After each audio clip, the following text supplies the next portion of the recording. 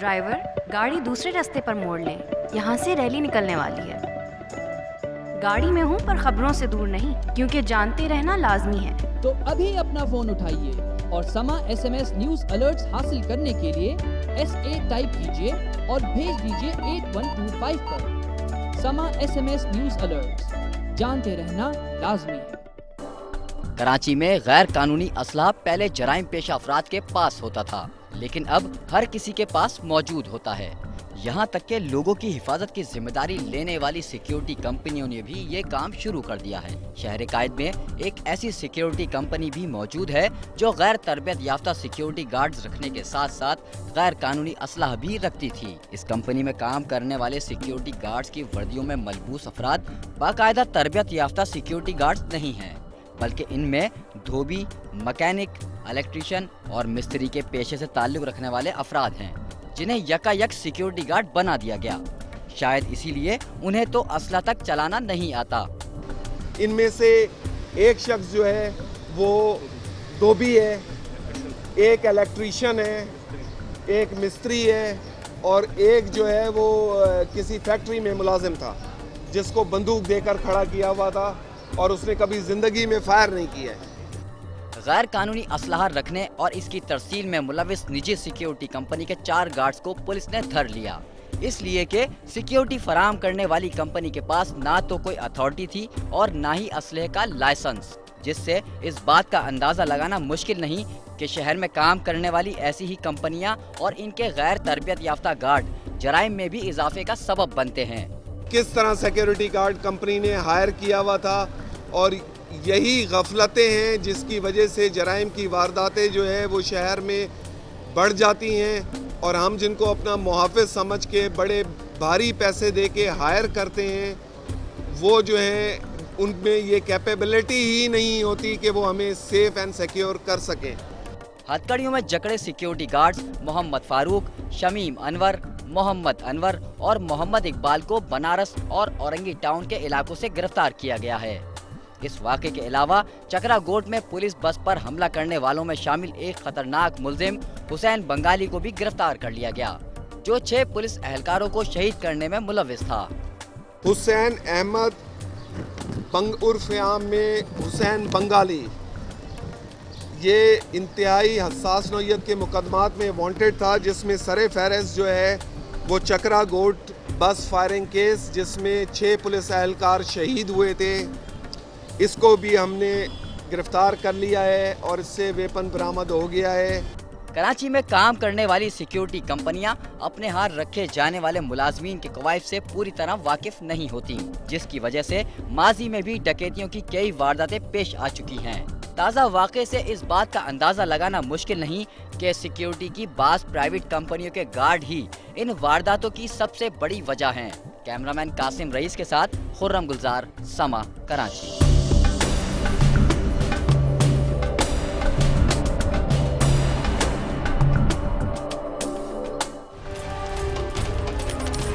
लाहौर की नफीसा जब अपनी 2 बेटियों के साथ घर से बाहर निकली तो बस स्टॉप पर उसके साथ क्या भी उसकी 2 बेटियां अपने घर क्यों ना लौट सकीं और उन्हें फोन पर धमकियां देने वाला कौन था?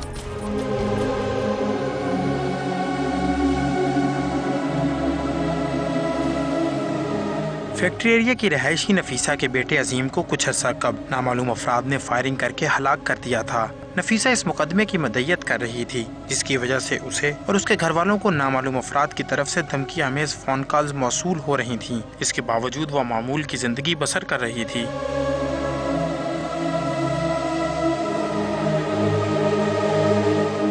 मकतूल अजीम के घर वालों का कहना है कि हमें आए रोज तंग किया जाता था कि मुकदमे की पैरवी ना करें वरना बहुत बुरा होगा।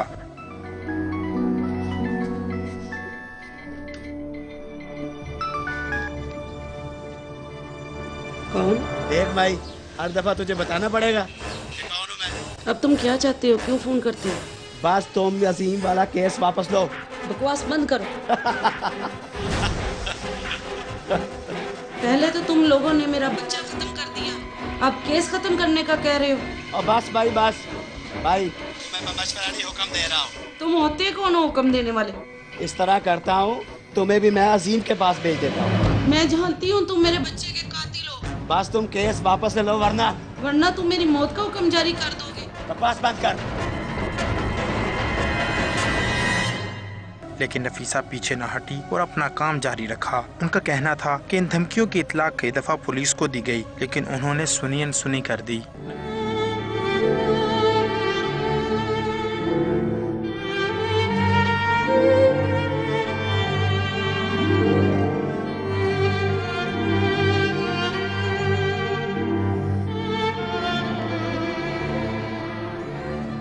मैंने सीसीपीओ को भी किया, डीआईजी को भी एप्लीकेशन भेजी, आईजी को भी भेजी है, लेकिन उन्होंने कुछ नहीं किया। नफीसा मामूल के मुताबिक अपनी 2 बेटियों मारूख और सना के साथ घर से बाजार के लिए निकली और फैक्ट्री एरिया की हदूद में जनरल अस्पताल के सामने रक्शे का इंतजार कर रही थी कि नामालूम मोटरसाइकिल सवारों ने उन पर अंधाधुंध फायरिंग कर दी और मौका से बआसानी फरार होने में कामयाब हो गए।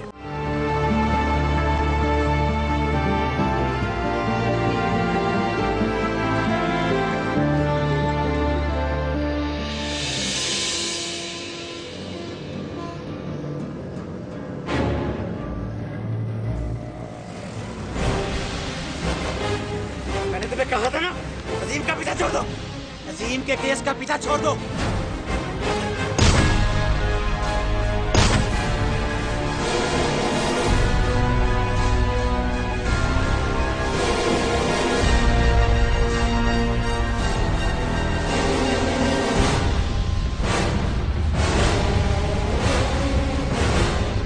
हम 3 बहनें और एक मामा के साथ हम लोग जा रहे थे चर्च के लिए, तो वहाँ पे हमारे ऊपर फायरिंग कर दी गई। हमने देखा नहीं है उन्हें। फायरिंग की जद में आकर नफीसा और उसकी 24 साला बेटी मारूख शदीद जख्मी हो गईं, जबकि सना मौजज़ाना तौर पर महफूज रही। नफीसा को अस्पताल पहुंचाया गया, जहां वो ज्यादा खून बह जाने की वजह से दम तोड़ गई। उसकी लाश घर पहुंची तो कोहराम बर्पा हो गया। मकतूल की बहन का कहना था कि पहले जालिमों ने मेरे भाई को कत्ल किया और अब मेरी माँ को भी हमसे छीन लिया। हम पे 4 फायर हुए, मेरी वालदा को 3 फायर लगे, मेरी बहन को 1 फायर लगे।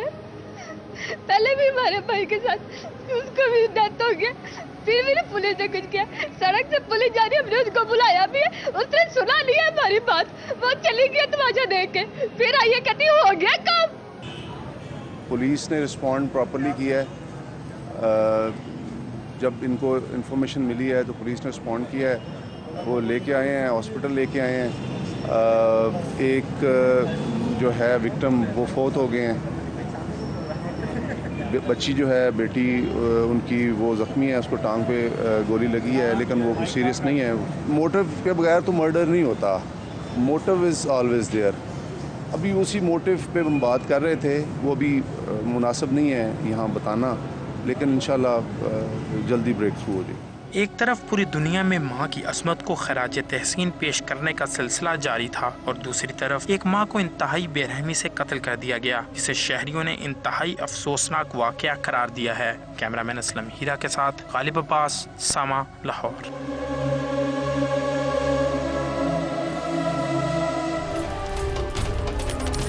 क्वेटा में टारगेट किलिंग अपने उरूज पर पहुंच चुकी है। बेगुनाह इंसानों को हलाक करने वाले कौन हैं, कुछ पता नहीं चल रहा।